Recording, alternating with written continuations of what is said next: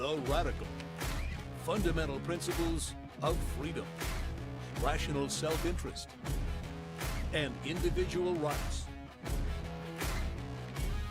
This is the Yaron Brooks Show. All right, everybody, welcome to Yaron Brooks Show on this Monday. I guess it's around afternoon here in Puerto Rico. Welcome. Wow, what a weekend. What a weekend. It's exciting weekend, primarily because of what we saw in the World Cup. What a game. Those of you who are not soccer fans, that is too bad, because that was one of the great sporting events ever. It was, what a final. A fantastic game. A game where you really didn't know what was going to happen, who was going to win. Argentina played, I thought, brilliantly, but France had these flashes of brilliance. The two superstars, Messi and Mbappe, just rose to the occasion. I mean, often you get these great games that are hyped, that are supposed to be these amazing performances, and then and then it doesn't, and then it doesn't live up to it, or the stars don't play as well. But this game, lived up to all expectations. Messi and Mbappe played brilliantly. I mean, Mbappe's goals were perfect. Messi got to score a goal. He got to be involved in pretty much every play that was involved. Argentina generally played well. France generally played well, although Argentina, I think, played consistently better than the French did.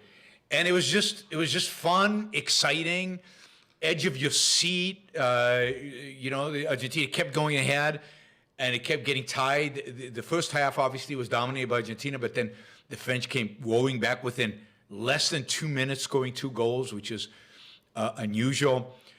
And then just the emotional aspect of Messi finally winning a World Cup after having maybe the greatest career any football player has ever had in the history of the game. Everybody's now declaring him the greatest of all time, and I think with plenty of justification, even though I'll never quite give up on Pelé being that. And certainly beating his countryman, Maradona, who had a World Cup title to his name in 1986. Here, Messi has one for himself now. But having a career unmatched by anybody, there's no question about that. And you watch him play, and if you go on YouTube and you get highlights from his play, it's just gorgeous and amazing, and a phenomenal athlete. What he can do with a ball, with his legs and a ball, nobody else has been able to do, I don't think, in the history of the game. So congratulations to Messi. Congratulations to Arizona. I think they've even made a soccer fan of my wife, which is quite an achievement. So an exciting game, a thrilling game, a game in which the best athletes on the planet, in terms of soccer at least, rose to the occasion and played brilliantly. It's somewhat sad that a game like this is decided in penalty kicks, but it's also appropriate given how well both teams played, and the fact that penalty kicks are so much of a psychological element, and that the goalie for Argentina played such a big role in winning this game is, I think, well deserved as well. So, I loved it. It was fun.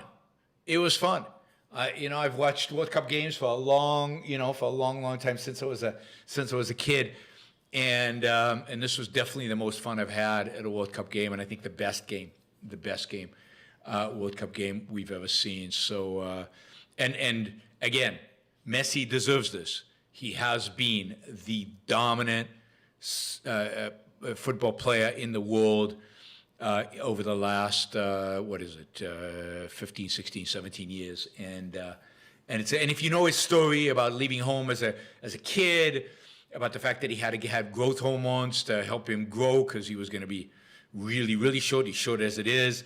The fact that Barcelona, as a child, was willing to pay for that treatment, that he had to leave home really young to go to Barcelona to train with them. and how well he did for Barcelona. What an investment that turned out for the Barcelona team, who then went on to win championship after championship with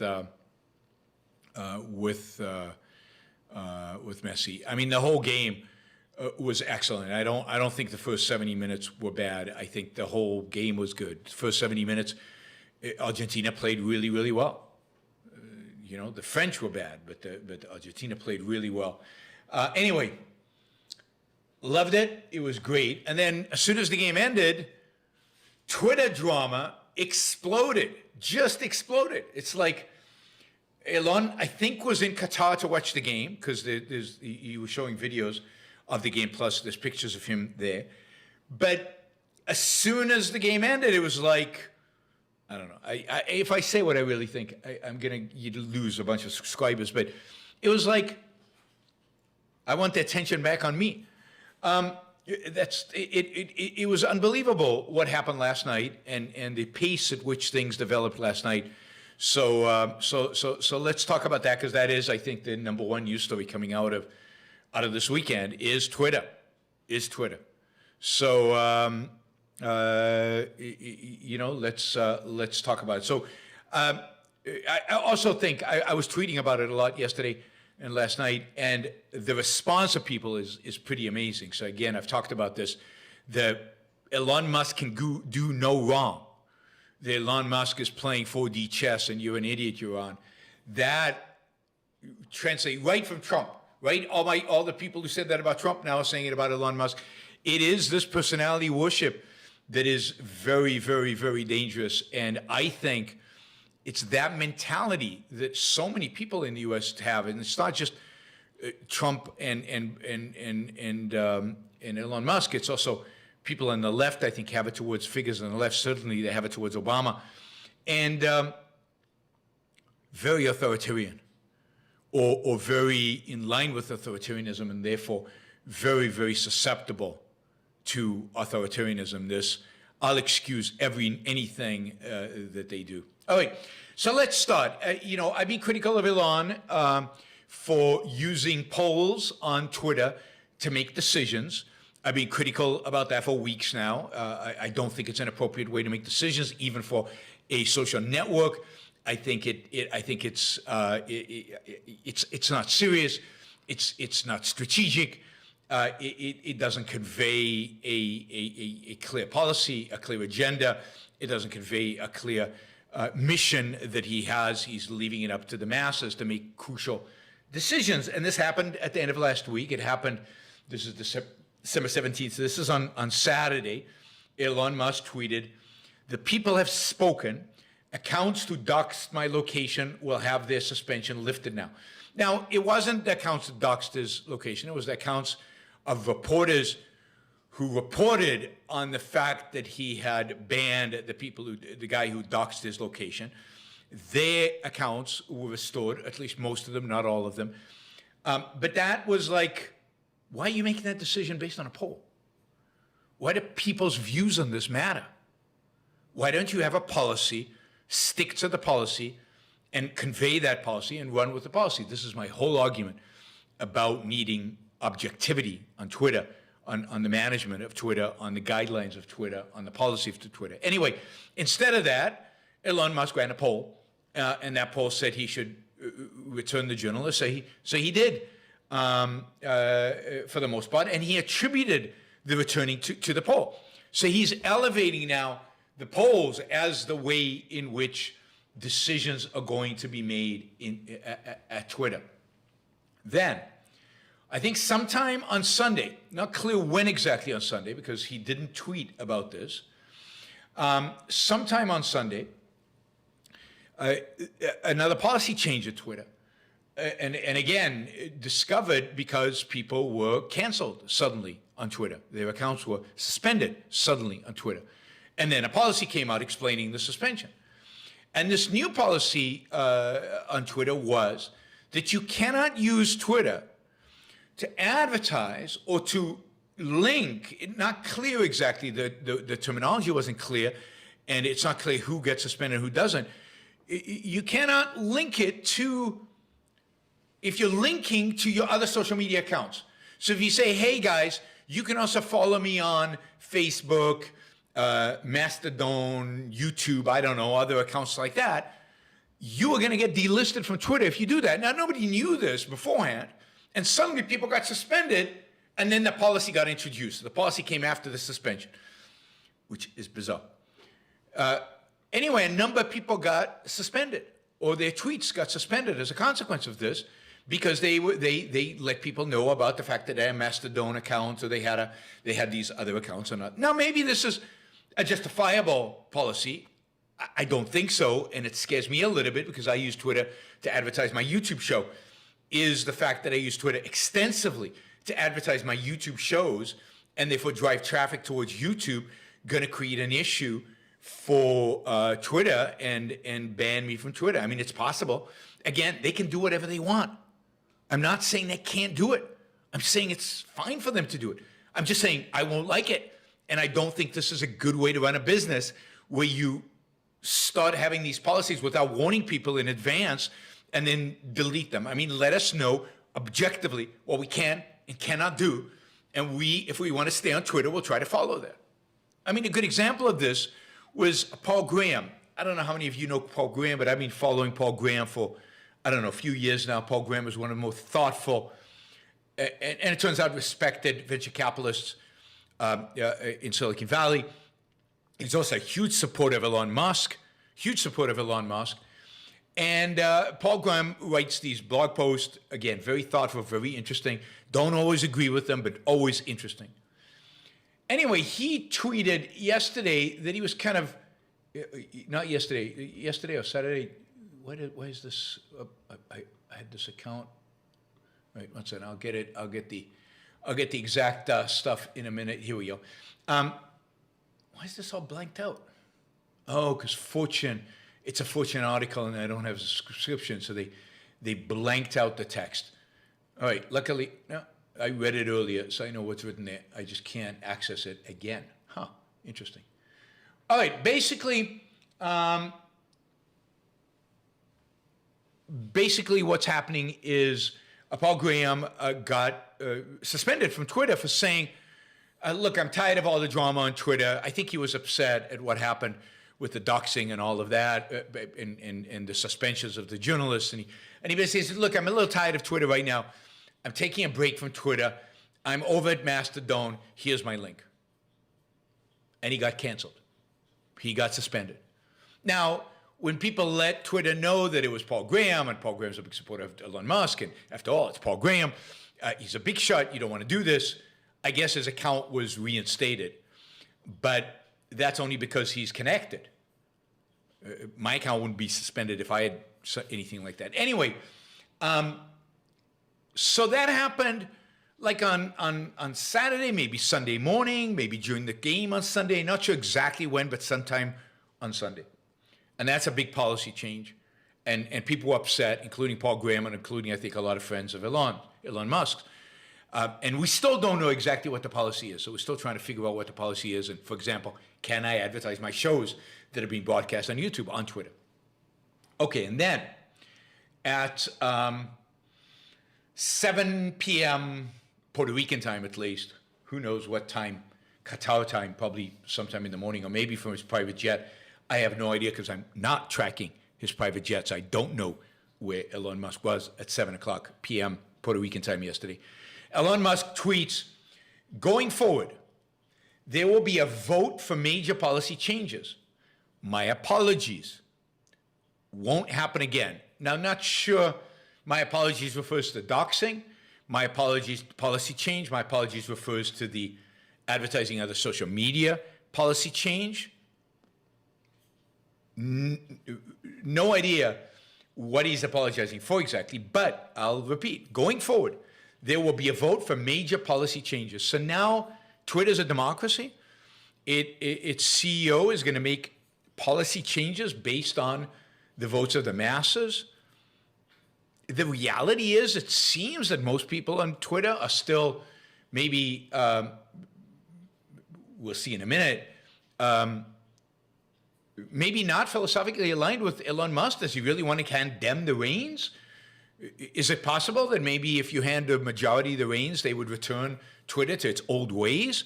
Isn't the whole point here that Elon Musk is coming on to imprint his vision of, quote, free speech onto Twitter? And that's what everybody is all excited about? Even I was excited about Elon Musk taking over Twitter. And now he's handing it over to the mob? Going forward, there will be a vote for major policy changes. That's Elon Musk, not me. And it's not just about one issue, about policy changes. Then, that was at 7:17 p.m. Then at 7:20 p.m., 3 minutes later, he posts a poll. Should I step down as head of Twitter? I will abide by the results of this poll. Well, I assume he'll abide by the results of any poll. He keeps saying he'll abide by the results, and he has so far, at least to a large extent. He might have known the result in advance, and he wanted to, Twitter's a headache, and Tesla stock is going down, and a lot of investors are complaining about his not paying enough attention to Tesla. And maybe this was a way for his graciously to leave by popular consent. It's still stupid. It's still unprofessional. Is this how you make crucial, important decisions in Twitter, including whether you as CEO will remain or not? Is this fair to his investors? Is this fair to the bankers who gave him a lot of money? Is it fair to all of his supporters on Twitter who are being excited and thrilled and anticipating the massive changes he is going to bring to Twitter? I mean, again, he has a right, a political right to do whatever the hell he wants. But is this moral? Is this rational? Does this make any sense? From a business perspective or even from a personal perspective, is this how you manage your life? Now, it turns out that 57.5% of the people who voted want him gone, want him to resign, to leave as head of Twitter. 57.5%. That's a pretty strong, I mean, presidents don't win by that margin. Even popular ones don't win by that margin. That's a big margin. Twitter is overwhelmingly wants Elon to leave. Now, not everybody on Twitter voted. Only 17.5 million people voted. That's a lot. 17. Now, it could be bots. Some of the speculation is it's bots. But again, why is Elon Musk putting his fate in bots? Now, he was going to leave anyway. Maybe. I don't know. Nobody knows. I know his adoring fan crowd who think this is 4D chess think he was going to leave anyway. And he's just having fun. No. I mean, again, 3 minutes earlier, he said going forward, there will be a vote for major policy changes. This is the way he believes Twitter should be run. Thank God, or thank Elon, that this is not the way he ran SpaceX. I'm so glad 99.9% of companies in the world don't function this way, and I'm so glad the great innovators in history do not function by vote in determining their fate. Imagine if Henry Ford has asked people if they wanted an automobile. Most of them would have said, no, we just want to, if you could improve the breeding of horses and get us a better buggy, that would be great. And I'm so glad Steve Jobs didn't ask the masses whether they wanted an iPhone or not. I don't know. I mean, this is sad. He then, by the way, at 7:43 tweets, again, this is all in sequence, right? As the saying goes, be careful what you wish, as you might get it. Then more revelations about, the Twitter files at 8:23 from Matt Tibby. And then as people are tweeting, oh, I'll be CEO, please have me as CEO, he writes, those who want power are the ones who least deserve it. Does that apply to Elon himself when he bought Twitter? It just, the inconsistency here, the flippancy, is flippancy a word? I don't think flippancy is a word. The lack of seriousness, given the importance that Elon Musk has said Twitter represents in the quote public square, in the square of idea debate, in the position where we discuss and debate, and It's just disappointing. Flippancy, flippant nature. Anyway, flippant nature is probably better. It's just unserious. It's flippant. It's Twitter. It's Twitter. This is why I don't think you should run a business on Twitter. I don't think you should make decisions about Twitter on Twitter. Twitter might be a good place to announce and then link to the document where you explain what you are actually doing. Twitter is a good marketing place. It's a good trolling place. It's a good poking people in the eye place. It's not a good place for intellectual debate, intellectual argument. It's not not a good place for robust strategic decision making. There has to be a backup. There has to be documents and documentation. There has to be thinking. Twitter does not encourage thinking. Twitter encourages responding. I know from my own experience, somebody will post something on Twitter that I find offensive or stupid or rude or whatever. Somebody did that today to me. And my immediate response is, I gotta put them down. I gotta make them feel as small as possible. Now, mostly I resist that. And maybe part of that resistance is I'm not very good at necessarily putting people down like that. But that's the instinct. And some people can refrain from it and some people cannot. Right? Yep. Yeah, I was told today on Twitter that I have an incredibly narrow-minded and simplistic view of economic demand. All right. And then somebody wrote, well, anyway, I won't even read that. Let's see. All right, so that's the story of Twitter. I hope if he leaves that he has a succession plan in place, that he has an idea of who he would like to be the CEO of Twitter. I hope he brings in somebody serious, somebody strong, somebody who has a real vision for how to creating a platform and how to change Twitter in a way that encourages real debate and discussion and conversation, and who understands the role of Twitter as a platform for marketing, including marketing your what do you call it, social media elsewhere. One other comment I want to make, because the other story that came out just this morning, just as I was starting the show, was another episode in the Twitter papers, in the Twitter files about the Hunter Biden files, which I think give another spin to the story. The more I read the Twitter papers, the less I blame Twitter for what happened. And the more I blame the government for what happened. What the government has been doing and what the government is doing and what the government is involved in doing, I think this started with the Patriot Act. It probably started way before that. My guess is that the FBI under Hoover got involved constantly in the media and in putting pressure and stories and tracking us and violating our privacy in a whole lots of ways. But what happened post-Patriot Act is in the U.S. is, I believe, the government got involved significantly, starting with the issue of terrorism, in monitoring media, in monitoring social media, and then in telling, and then with the 2016 idea that, the whole idea of fake news, but the whole idea of a foreign power manipulating our election is, I believe, a bogus idea.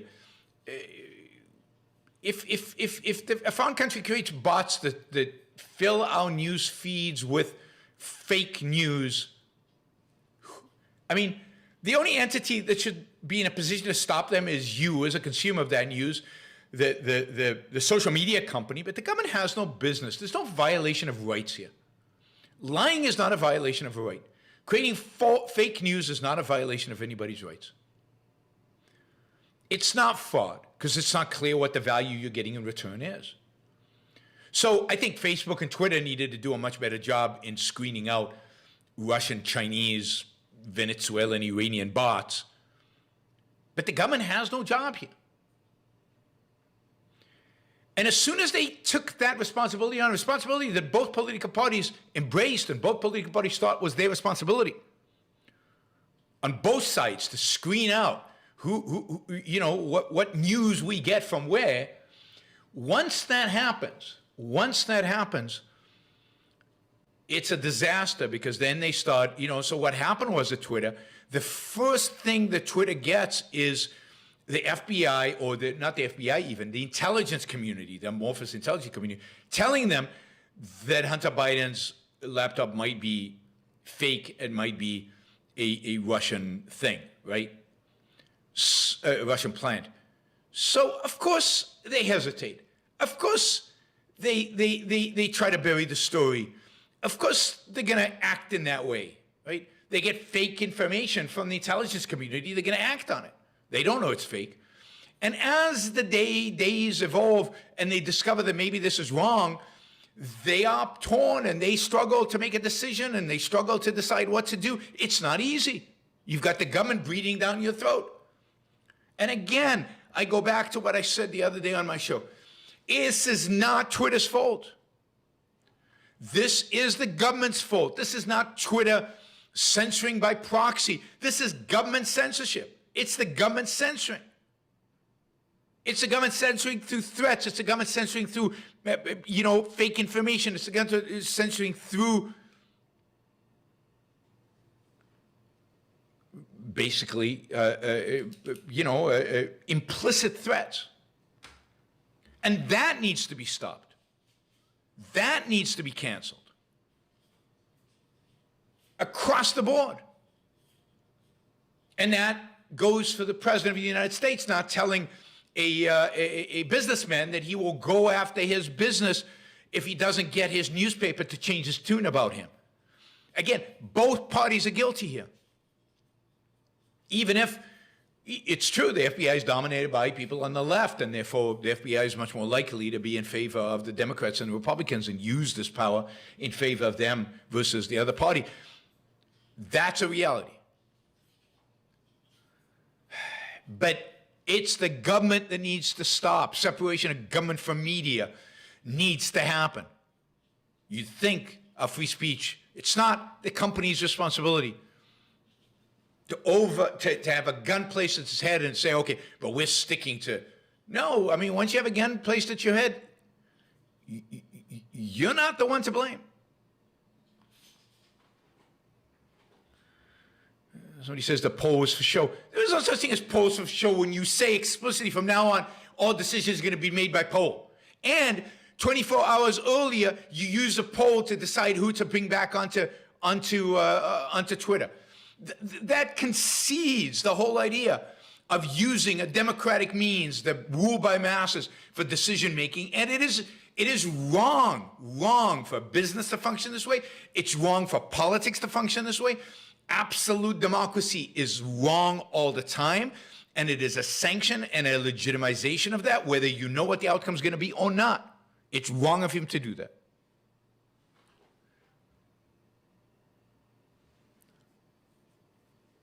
It doesn't even matter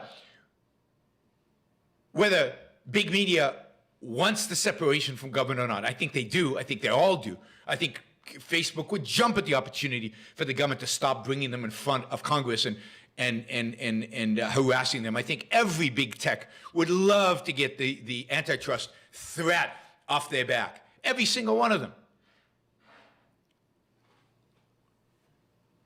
So that's not the issue. The issue is who is to blame. And who is to blame here is government, not business. All right. I'm not going to do the other topic about migrant surge. We'll do that tomorrow morning. What do you call it? Title 42. I just don't have time. Elon Musk took up the whole show. All right, let's jump into Super Chat questions. I will remind everybody we do have a target for Super Chat, which is $250. We've raised $100 of the $250. It would be great if, like every other day, we make that target, and hopefully you guys can come through. All right. Michael says, wait a minute. Looks like AOC is making it her mission to get rid of Puerto Rico's special tax status to prevent the island further colonization by white European hedge fund managers. If she succeeds, where would you move to? Texas. I don't think she can succeed. I think by federal law, I am grandfathered in until 2036. So I'm here for another 10 years at least. So I don't think she can succeed. Even if they make Puerto Rico a state, it would take 5 to 10. I'm not sure what would happen to my status in that situation, but I think it would take 5 to 10 years for that to actually happen, for it to become a state. And the same with independence. The separation would take years. I'll be here until that separation happens. Where would I move after that? I do not know. I have no idea. Maybe I'd move to Portugal. I don't know. Maybe Texas. I love Austin, so maybe Austin, Texas. I've actually got my eye on a condo in Austin, Texas. If I could afford it, maybe I would do that, but I'm not sure I can afford it. Is it legitimate for an employer to be able to see your criminal record? He can't ask for your medical records. In many European countries, employers and landlords are prohibited from doing criminal background checks. I think in a free market, the employer can ask for whatever the hell he wants, and you can have every right to say, no, I'm not going to give it to you, and not take the job. So I think the employer can ask you to provide a background check, criminal record. I mean, imagine you're a defense contractor and you're building super secret stuff for the American military. Yeah, then I think a background check, including a criminal background check, is appropriate. Or you want to go into private security or something. So it depends on the circumstances, and it's a voluntary issue between the employer and the employee. I think it's legitimate for an employer to ask for whatever the hell they want, whether legitimate legally, whether it's legitimate morally, whether it's legitimate, good business practices. That I leave for the marketplace to determine. Michael asks, Michael H., different Michael. Obviously, the government shouldn't be involved in the economy. However, someone doesn't like a company's values or practices. Is it immoral to hope a company goes out of business or to protest them? No, absolutely not immoral. You can protest them. You can wish them to go out of business. They might be doing things that you find offensive in spite of them being legal. I've often said, I believe that beating your dog should be legal, but it's clearly immoral to just abuse an animal like that. And you could boycott your neighbor, you could protest your neighbor, you could do a lot of different things if he's the guy beating up the dog. I think the same is true of a company. The government shouldn't get involved, but you as an individual should and can and should get involved in whatever way you see fit, not doing business with that company, i.e. boycotting it, but also letting the world know about the bad behavior of the company. All right, Kenny, thank you for the support. Gail, thank you for the support. Right now, if everybody put in basically $1.10, we would make our goal for the day. All right, Frank says I didn't answer a question. I think I actually did answer this question. Maybe I didn't do it explicitly, or maybe I didn't do it quite in the way Frank wanted, but here's the question. He says, I said there should not be freedom to follow your whims, but you do support legalizing drug when people and people to be free to use them. Yes, you're free to follow your whims. Political freedom to follow your whims exists. The purpose of freedom is not to allow you to follow your whims. The purpose of freedom is to allow good people to use their rational judgment to follow their reason in pursuit of their rational values, right? Freedom is the purpose of freedom is to enable the moral, the rational. But in doing so, it also enables the irrational. That's just an inevitable part of freedom. And it enables people to follow their whims. So freedom, you absolutely have the freedom to do stupid things, to do rational things, as long as they don't violate other people's rights, you can do them. And as a consequence, and I've always said this, so this is not new. So for me to say the government should be involved in determining whether something's a whim or not, and you don't have the freedom to follow your whim, is absurd. I never said something like that. Maybe slip of a tongue, but in the context, nobody could understand me as ever upholding that kind of position. And in the consequence, absolutely, you have a right to use any and all drugs, drugs that kill you, drugs that maim you, drugs that just give you a high, drugs that fry your brain. You have every right to commit suicide. You have every right to destroy your life. Every right to destroy your life, and therefore drugs should be absolutely legal. They should be traded. We would save hundreds of thousands, if not millions of lives in the world if we actually legalize drugs. So that was my answer. I thought it was, okay, anyway. Have you read Paul Graham's essay, Mind the Gap? It pits some objectivist idea in a contemporary tech context. I might have, I don't remember. It sounds familiar, but I don't remember. I read him on and off. Again, I think Paul Graham is very, very good. Really, I mean, I would want to see Paul Graham run. I think Paul Graham would be an excellent CEO for Twitter. He's thoughtful. He's he's generally pro-freedom. He's not an objectivist, but he I think exhibits the kind of rationality that objectivists admire. And even when he's wrong, it's you can debate him because it's real ideas there. It's not just whims. All right, friend Harper, and I'm going fast because I have to end in 8 minutes. Life is too short for many good books there is out there. That is absolutely true. Not to mention the objectivist literature, absolutely true. However, I come recommending another book, Live Wire by David Engelman. All right, it's about neural networks and case studies. Cool. I'm writing it down. It's being added to my list of things that have been recommended to me. It's down. Thank you, friend Harper. All right, Michael H.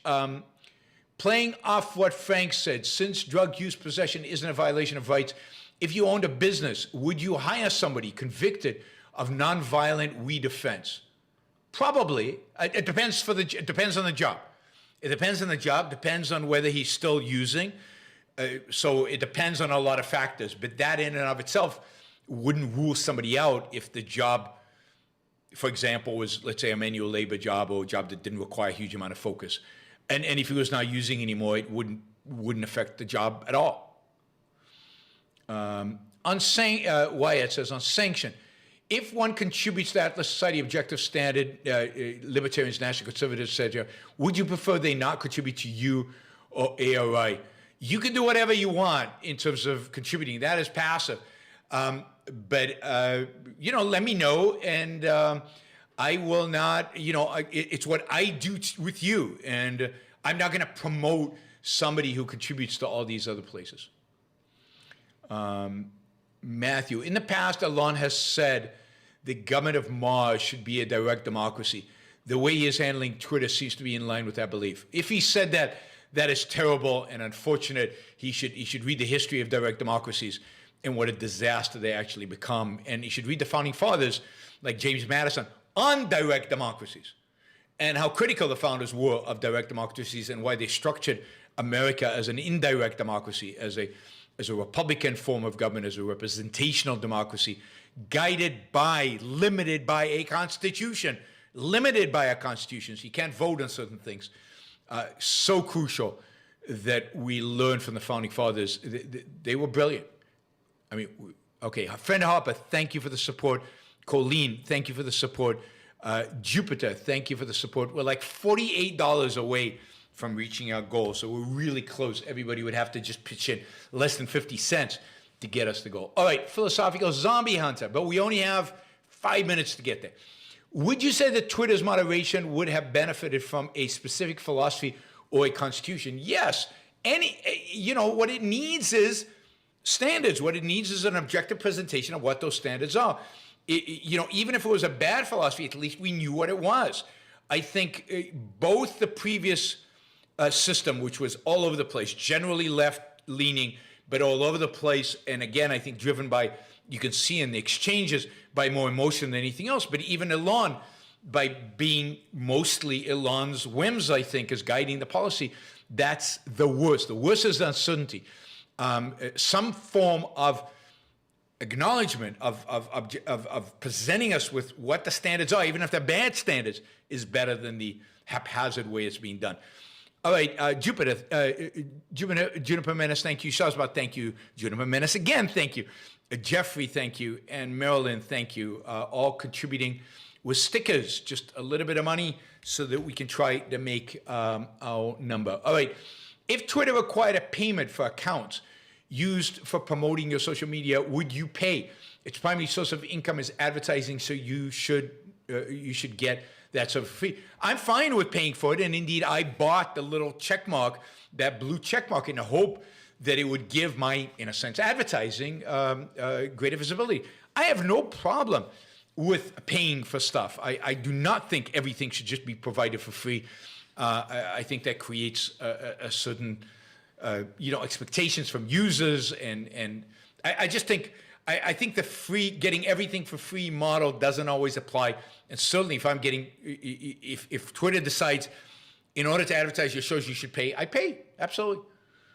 I'd have to decide on what the value is from Twitter. I'd have to go into my analytics in YouTube and see how many people actually come from Twitter and decide exactly what I'm going to do.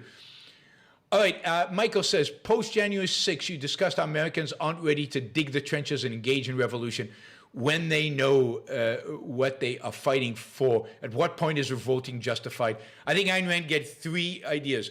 When freedom of speech is gone, when you don't really vote, there's no choice, and when we have political prisoners in America. I don't think any of those three exist today. We do vote. We don't have political prisoners for the and I still think our freedom of speech is robustly protected right now, particularly at the Supreme Court has been. Particularly non-commercial, certainly political speech. But I also want to add to that the only time to actually raise arms, weapons, is when you think you can win. There's no point in fighting when it's obvious you're going to lose. And that requires a significant number, not a majority, but a significant number within the population agreeing with your goals. And you have to have a clear set of goals for which you are fighting. All right, Daniel, thanks for the top-notch shows, appreciate it. And a drowsy Liam, is that as compared to a regular Liam who's not drowsy? Listening to your Rules of Life series helped me take my sobriety more seriously and orient me in the right direction. Love your work. Wow, thank you, drowsy Liam. That is phenomenal. That gives me all the motivation in the world. I am ending my Rules for Life series. We'll do a final show before the end of the year, one last show with the final Rules for Life. I mean, I'm just dragging them, so I felt like it was a little dragging, and I was struggling to come up with new rules, so I'm going to finalize that and then maybe start a new series about something else.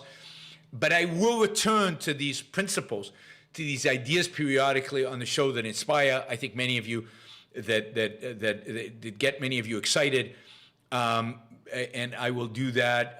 I will do that periodically and remind you of the Rules for Life, and hopefully viewers will be able to go back to my playlist and listen to those Rules of Life, even though I won't be doing new ones. Didn't I cover friendship? I'm sure I covered friendship with love. I'm sure I talked about friendship and Rules for Love, Rules for Life. Anyway, rule number 20 is don't watch Idiocracy. No. Oh, by the way, show Tuesday night. I'm thinking Tuesday night of doing a show dedicated to James Cameron. I realized that I didn't really do a review of Avatar. I didn't explain why I hated it, and I didn't really explain what was good about his early movies. So I'm going to do the best and worst movies of James Cameron on Tuesday night. I will talk about why I love Aliens and Abyss, and why I love the Terminator movies so much, and why I despise and hate Titanic and Avatar so much. I won't be covering the new Avatar movie because I'm not going to see it, but I will be covering all of James Cameron's old movies. So should be a fun show. Won't be as political as usual. Maybe there won't be quite as many people watching, but stay tuned for Iran reviews James Cameron's movies on Tuesday, 7 p.m. Eastern Time. Tomorrow, there'll be a Johan Brook show. I think it'll be a news. I think it'll be an hour earlier than this one. Anyway, thank you. We made the 250. Kenny, thank you. Catherine, thank you. Jeffrey, thank you. Theme Master, thank you. And I have to run. I'll see you all tomorrow.